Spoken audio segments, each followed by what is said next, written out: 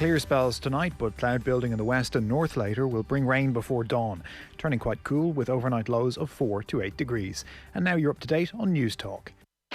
The Newsround on Off the Ball. With Gillette, we don't just play the game, we change it. Gillette, made of what matters. This is News Talk. Hello there, you're very welcome along. So David De Gea will be up for discussion this evening. David Priest, goalkeeping coach, will join us. Is it technical is one of the questions. Is it psychological? It is now creeping up on a 2-year slump for De Gea, which begs the question, is it fixable? We'll talk about that. Plus Pat Nevin also with us on the football show between 9 and 10.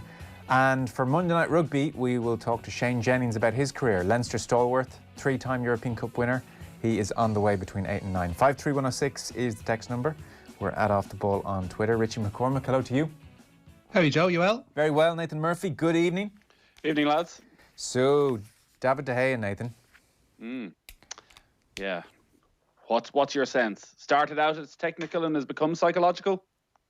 That's yes, I think you might have summed it up pretty much perfectly there, yeah.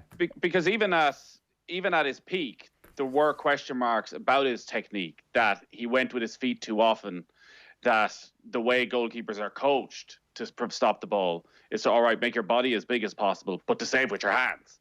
And that you shouldn't be trying to save with your feet. You've less control over where you're going to push the ball either way. So maybe the constant mistakes have made it into a bigger, more psychological thing. Because yesterday he just looked shot. Even after the first goal, his confidence just looked shot. It was, here we go again. And the second was just it's embarrassing. Absolutely embarrassing. And he's put his manager he's put him in a difficult position now. Yeah, Solskjaer came out and said David knows he should save that one, the Mason Mount one, 100 times out of 100. But that's football for you. It's done. We move on. I know he's mentally a strong person and goalkeeper. The question for Solskjaer now is, given how important the next 2 games are, where is De Gea's head at? Is Sergio Romero, if less spectacular when it comes to making ridiculous saves, the type of saves De Gea can make, if he's less spectacular, he may well, though, be more solid? Because if there's one thing which is going to be said to both West Ham and Leicester as they leave the dressing rooms over the next week, it will be get some shots in this keeper. Let's see where he's at.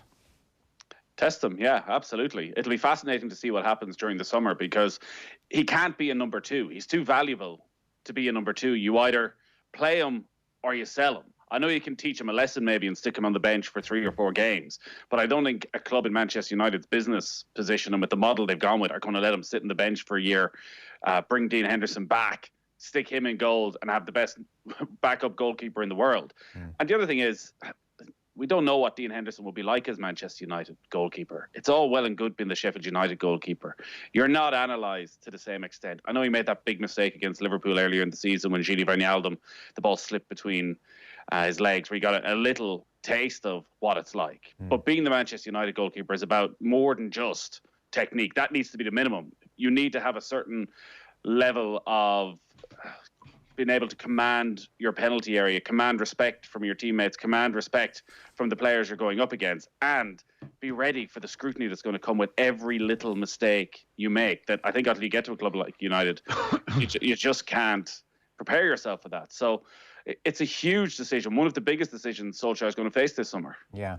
Since the start of last season, there have been 7 errors on De Gea's part leading directly to goals in the Premier League alone. So only Martin Dubravka at Newcastle has made more mistakes. Dean Henderson, for instance, this year has had 13 clean sheets. He's only made 1 error leading to an opposition goal. De Gea is up to 4 for this season. So it is an ongoing issue. As you said, though, if Dean Henderson makes 3 mistakes 3 weeks in a row, we're never going to do a piece on Dean Henderson's form until he's at Manchester United. So you're operating under completely different pressure. Mark Bosnich, interestingly, did cite De Gea's technique as the issue. So he was saying that he spoke out some weeks after the Spurs game. This is when Roy Keane went off at half-time. And he said, from a technical point of view, De Gea seems to be pushing all his balance going forward with his feet. So it means, especially for the second goal, you pretty much saw it again, he's diving backwards. And once you start diving backwards as a goalkeeper, you're in big trouble. And in some ways, that is the defining image of De Gea. Like, you know, on the heels of his feet, ready to use his feet to stop shots, often really successfully, but falling backwards. And I mean, I'm not an expert enough to diagnose if he needs to reinvent his technique. David Priest will do that for us at 7:30. But certainly, of late, get the feeling that shots which are whacked at him and hit him, he's not getting a clean touch on them. They're ricocheting off him and into the net almost invariably, like the Spurs one. That's kind of a perfect example of what you're talking about. And then you have the howlers thrown in like yesterday and like the Watford one. He went to the 2018... The Watford one was the worst of them. The worst, yeah, it was horrific. He went to 2018 World Cup as pretty much the best keeper in the world, give or take.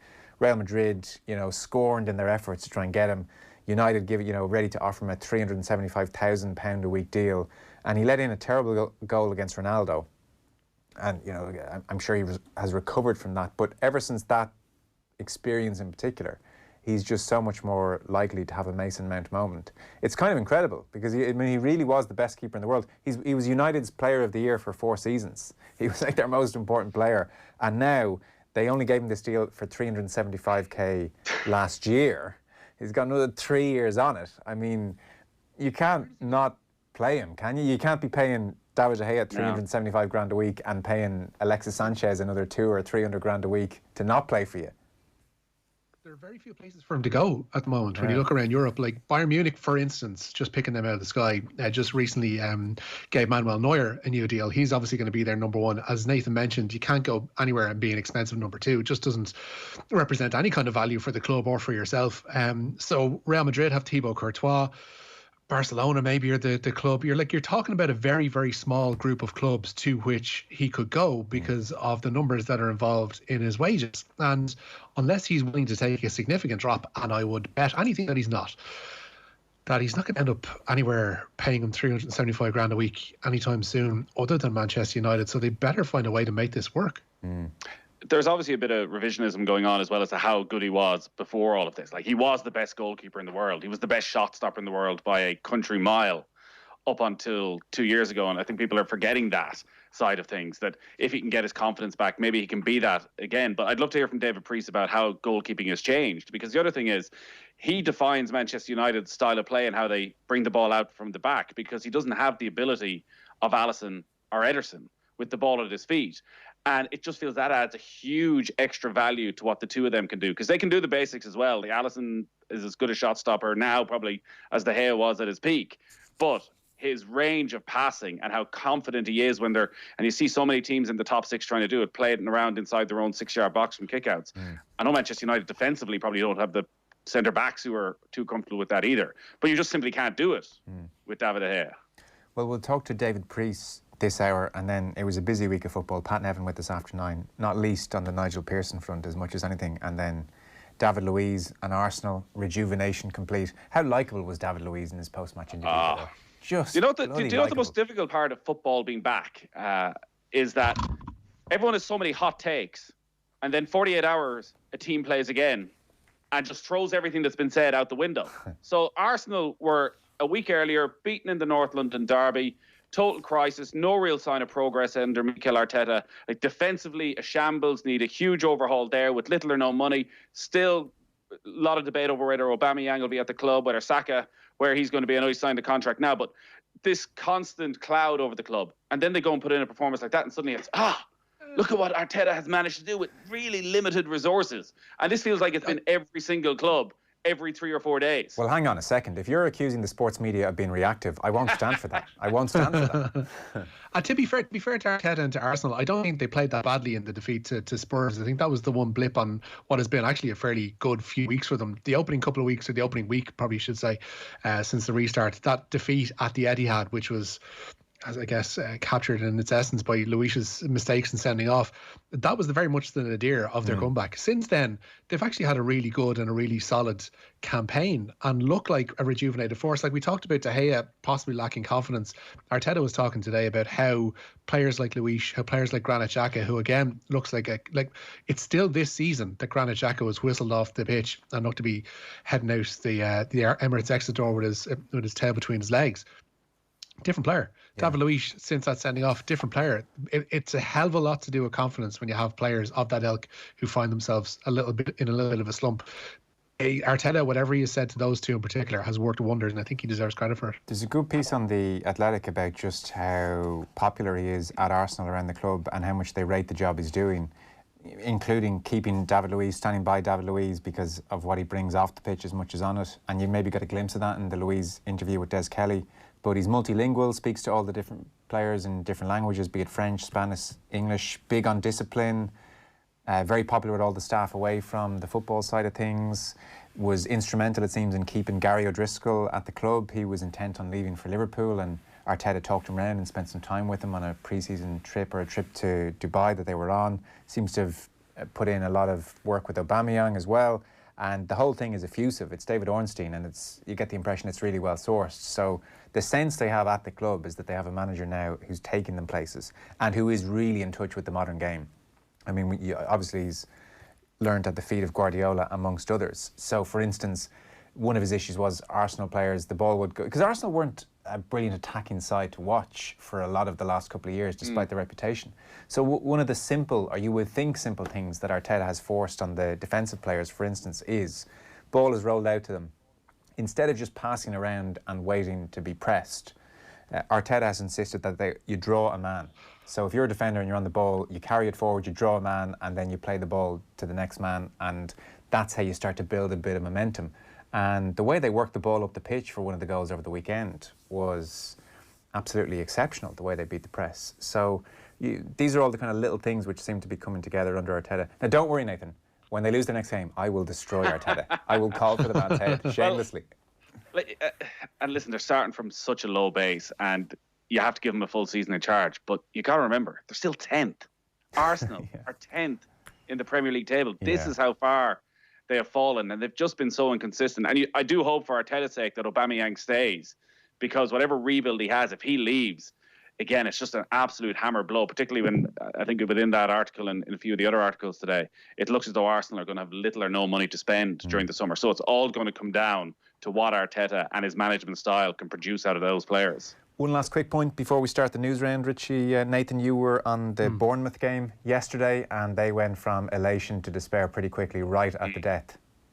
Yeah, sickener, absolute sickener.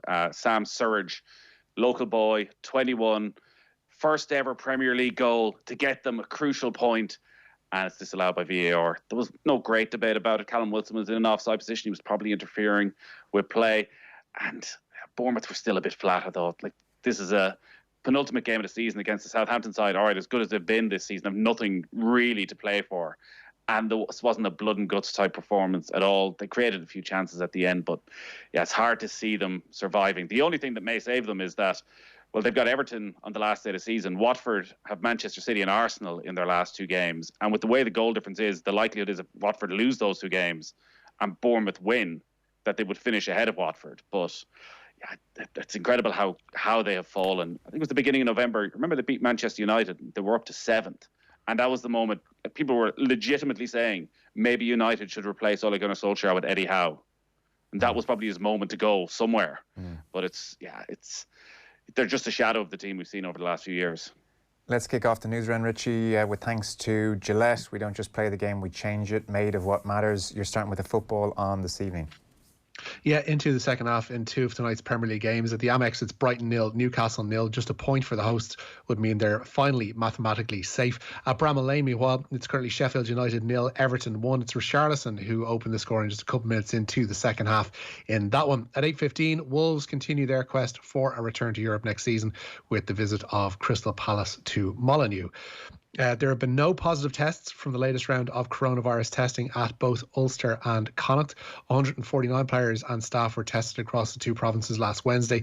Leinster and Munster will both undergo their second rounds of testing within the coming weeks. Bad news for Greg Bulger. Yeah, and for Shamrock Rovers, they'll be without the midfielder for the rest of the season. He suffered a suspected leg fracture in Saturday's friendly with Wexford and will likely need surgery as a result. Rovers resume their title hunt at home to Finn Harps on the 1st of August. The golf last night, Jack Nicklaus made a bit of a revelation mid-show. He did, yeah. He revealed that both he and his wife Barbara have beaten COVID-19. The 18-time major winner discussed his recovery with CBS's Jim Nance during yesterday's final round of the Memorial Tournament. Nicklaus and his wife are both in their 80s and both, now crucially, in the clear.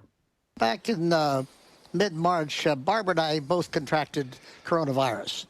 Barbara was asymptomatic. I had a sore throat and a cough, and it didn't last very long. And we were very, very fortunate. We were very lucky. And and Barbara and I are both of the age, both of us 80 years old, that is at-risk age. And our hearts go out to the people that did lose their lives and the families. And we were just a couple of the lucky ones. So we feel very strong about trying to work with the people that are working with those that are taking care of those who have COVID-19. Yeah, if you're in your 80s, the pair of them, that's about as good an experience as you can hope for when it comes to COVID. He was talking, obviously, because this was his tournament, the memorial tournament at Muirfield Village, his course, and so he is part of the broadcast team, and that's how it came up. There was a rain delay. It was won, Richie, by John Ram. He's world number 1 now. He is, yeah, the first Spaniard at the top of the world rankings since the late Seve Ballesteros. He replaces Rory McIlroy after winning the Memorial yesterday. Despite a final round of 75, Ram finished 3 shots clear of America's Ryan Palmer. McIlroy, for his part, shot a 6-over par final round of 78 and finished in a tie for 32nd. He was 13 shots behind Ram. Yeah, tied 32nd. Tiger, Nathan, was tied 40th. At least he got to the weekend. On Friday, you're watching him again, bending over to pick up his tee, and there's the grimace, and you're wondering how long it's going to last. But he managed to make the cut, mainly thanks to Bryson DeChambeau's absolute meltdown on Friday night, and seemed to get through the weekend just fine. But really, it was all about John Ram. Like, this guy obviously loves Ireland. Ireland loves him, 2-time Irish Open champion, but just seems to be able to win on any type of course. Like that, the way they set up Muirfield Village over the weekend was a match for any major championship, and it does just feel like it's a matter of time before he wins his first major. First Spaniard, obviously, since Seve to be world number 1, and just consistently, the tougher the course, the tougher the test, the better he seems to perform. And such a likeable character as well. Obviously, we've seen quite a bit of him around Ireland because he has to come back every year because he keeps on winning the Irish Open. He's going to throw the Irish Open any day now. I mean, he just can't keep winning. Yeah, if there's still no word whether the Irish Open's going to happen that week at the Ryder Cup yet. I dare say I probably won't see him this year, unfortunately, to defend. But yeah, it's brilliant. It's absolutely brilliant to see. Serious temper as well. There was one point where he was about 6 shots clear and hit a bad drive and smashed his driver off the ground. And in commentary, Nick Faldo and everybody went, whoa, whoa, whoa, whoa, this tournament isn't over yet. So he does run hot, and he wobbled a bit on the back nine. But as you say... It's great, though, isn't it? Listen, I was about to turn off until he did it. I heard Dave McIntyre on the pay-per-view about DeChambeau, how like golf is constantly trying to squeeze the personality out of the game. And I know DeChambeau goes too far as well, but there's this constant push on Ram. If only he could get rid of that. Yeah. And you're like, if only he could get rid of that, what? He's kept that, and he's still the world number 1, and he wins month in, month out. Like he's got to the very top of his game with that being his personality, and the temper's there, and maybe he needs it. Like, he's 6 shot clear, so it's not as if he's throwing his toys out of the pram. There's something in him. Just needs to fire himself up. Yeah, well, you do feel a major win is imminent for him. Tiger, it seems like that just might be his lot now.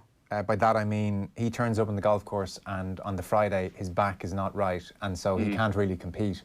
And so he'll need a stretch of 4 straight days, and God knows how much before that for practice, if he's going to contend again. But it was just that simple for him. He turned up Friday, couldn't get through the ball, so... I'm just going to trundle along. It's amazing, actually, he managed to make the cut in the end. He's kind of resilient in that way, hates missing a cut despite his many wins. So that seems where his health is. His comments after the round were basically, God, it sucks getting old. Yeah. Like, this is just my lot now. As for Bryson, it was incredible. I mean, it was just amazing. People didn't see this. He had a 10 on a par 5. He refused to lay up. He drove into the water, took a drop, and he's in... 5-6 inch deep rough, and he's trying with a 3-wood to hook the ball out of that, some 240 yards. Can't hook a ball like that out of that kind of rough. He hit it out of bounds, hit the next one out of bounds, thought he hit the next one out of bounds, went over, had a row with an official. At one point, he was clearly wrong.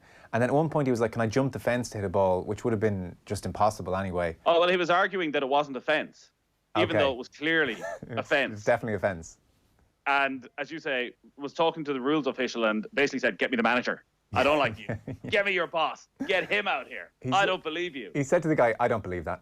When he said, no, you're out of bounds, he said, I don't believe that. Get me someone else. So, yeah, he's not dull, that's for sure. And then there's obviously the brilliant images afterwards. He's tried to count through the shots as to how many he's taken. 10, eventually, was the answer. But when we had Padraig Harrington on Golf Weekly, he made a very coherent defence of some of the questions about Bryson DeChambeau is bulking up and how he did it and how he has the extra distance. But he did say the one other side is his behaviour on the course is just getting worse and worse. It's like, it's pretty despicable right now. He just seems to think he can do whatever the hell he wants. Or as you would say, brilliant. Well, like, That's it's Friday. It's 10 o'clock Friday night. Yeah. There's nothing else happening in that tournament. And you're going, this guy. Thank you. Thank you.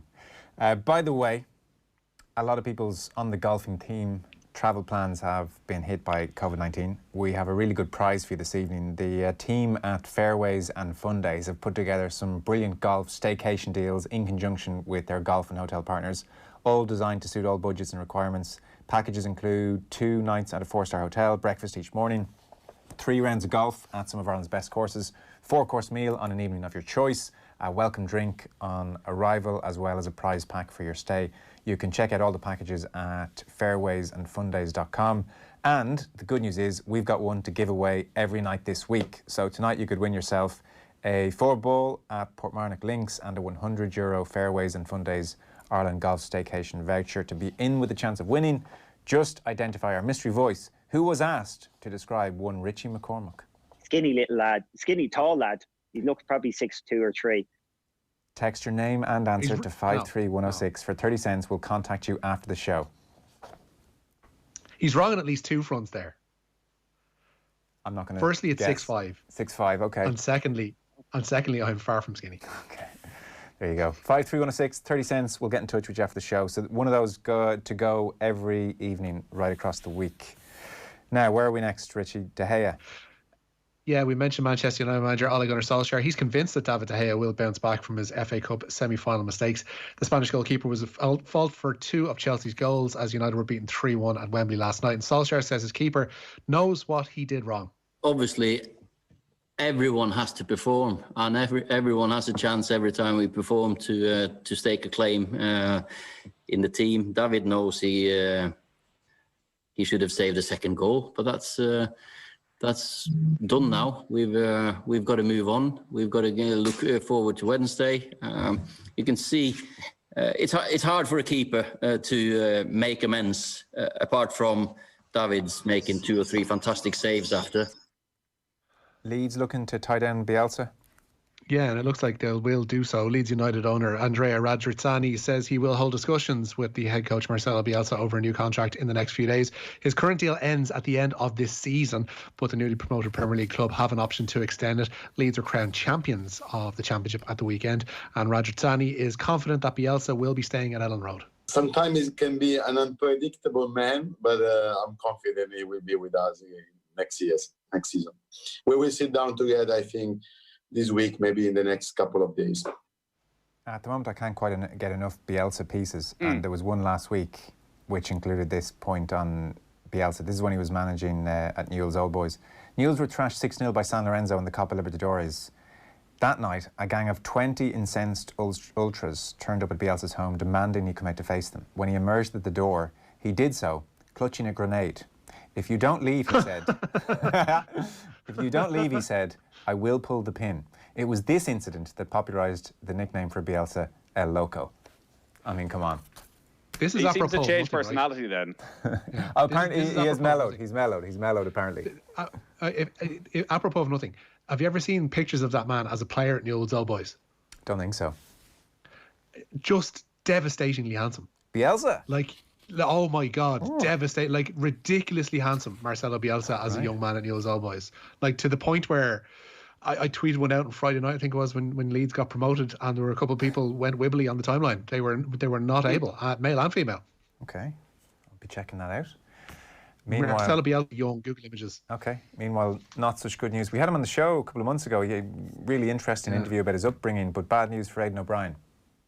Yeah, he's been told to move on by Millwall boss Gary Rowett. O'Brien's found opportunities limited at the Championship club and hasn't played since football's resumption. The 26-year-old has been with Millwall since his teens. He scored 44 goals in 26 appearances, leading to those 5 international caps and a goal as well at international level. But Rowett telling O'Brien that his time is up at the Den. Yeah, we might chat to him at some stage on one of the football shows over the next while. He was certainly not talking like a man who was expecting that news when we spoke to him, so I'm sure he's pretty disappointed. Meanwhile, news from the world of rugby.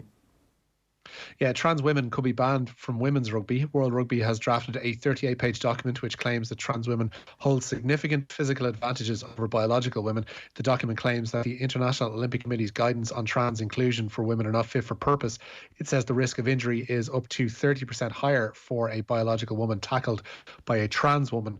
The document's based on the findings of Swedish lecturer Tommy Lundberg, who late last year conducted a study of 12 trans men and 11 trans women, none of whom were athletes. We'll have to follow up on this. It's obviously an area sport's going to have to get its head around in various ways. So we'll try and do a piece in the next week or two and get some good information about the study and about what rugby is likely to do in this situation and what it means for both amateur level and professional level. Where are we going next? To Carlow, their club O'Leyland have confirmed that they've been allowed to resume normal club activity. The club said last week they were suspending activity after someone at the club tested positive for COVID-19. However, a Facebook post today from the club say all members have since been tested and all tests have returned negative. And some news in the world of cricket as well this evening. England have levelled their series with the West Indies at 1-1. They wrapped up a 113-run victory on the final day today at Old Trafford. Stuart Broad took 3 wickets to help bowl out the tourists for 198 after they were set 312 for victory. The deciding match of the tour gets underway at the same venue on Friday. No Ballon d'Or this year, Rich? Yeah, no, they've decided to dispense with the award for a year at least anyway. France Football confirming that there'll be no Ballon d'Or due to the lack of sufficient fair conditions. It's the first time since 1956 that the award won't be given out. The organisers say they didn't want an asterisk against the winner because of the coronavirus pandemic. Who's your Ballon d'Or winner 2020, Nathan? Well, we're only halfway through 2020. So much has happened already in 2020. I would hate to predict what's going to happen in the second half of the year. It doesn't make sense. Like the Champions League final is still going to happen. What didn't happen? The end of the French season, where Neymar could score another 15 goals in 7 or 8 games to somehow prove his worth.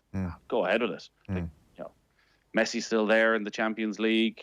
Ronaldo's still there in the Champions League. You can still make your judgment. I don't know who's the best player so far. Virgil van Dijk.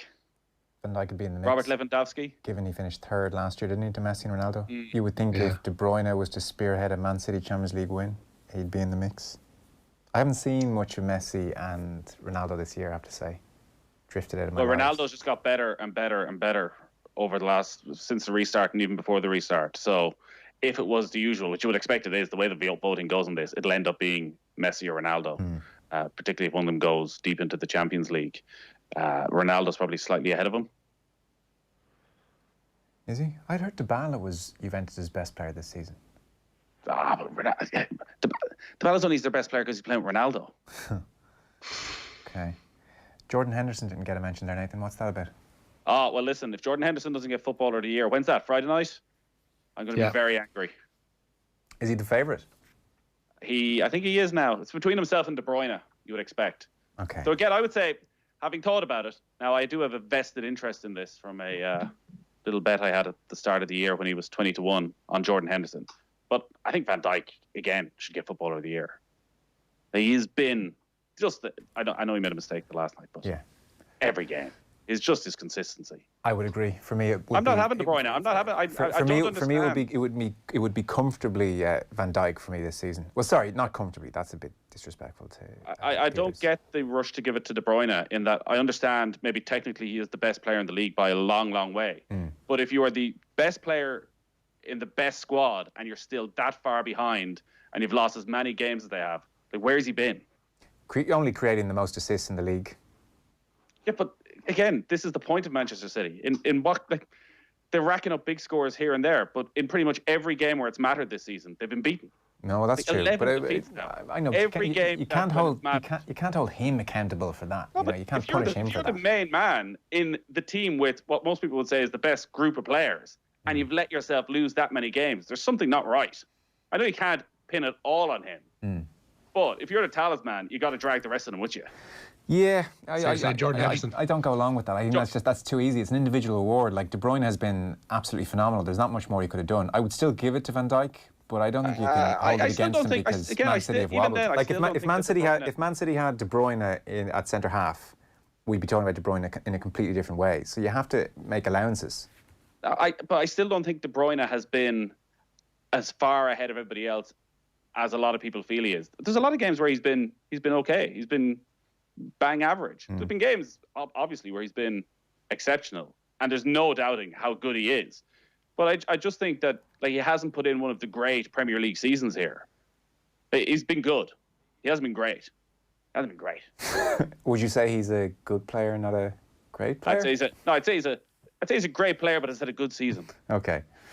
I don't feel strongly enough about it to keep going, but I hear what you're saying. I think Van Dijk. I'd have Henderson. Yeah, the Henderson thing, I don't fully get. I mean, he's incredibly likeable, brilliant professional, definitely more quality this year than at any stage in his career for sure. But the best player in the league, I don't think so. There is a likability factor and a talismanic factor that goes along with the PFA one. That doesn't necessarily translate to the Ballon d'Or or the other world awards. There's certain best in the union kind of thing that goes along with the PFA award, and the best example of the union, I guess. So the captain of a winning side, the guy who puts in a shift 100% of the time and seems to be performing above himself, that's going to catch headlines, and that's going to be your PFA winner. No, in those terms, you couldn't argue. And a taking for granted of Van Dijk. So if you look at the two attacking players, Salah and Mane, they've both been very good without being exceptional, much like Kevin De Bruyne. But Van Dijk, I think Van Dijk, people are just so used to him being so high, so consistently, that they almost underestimate how much it takes to be that good. And because of that, Henderson sort of gets in there, as you say, as this talismanic figure who's finally led them to the promised land. Yeah, I think that's true. I wholeheartedly support that. Yeah, indeed. If Van Dijk had suddenly emerged on the scene this year and had this season, we'd all be raving about him. But we expect so much from him now. Anyway, let's wrap up the news round for this evening. Richie, thanks as ever. Nathan, thank you. Cheers, we are taking a short break, and then David Priest, goalkeeping coach, is going to join us and talk to us about David De Gea. What type of midfielder is Herrera? He's not a box-to-box. He's not defensive. He can't do a killer pass. Why is he on the pitch for what? See him come here and boss us at Old Trafford. This is Man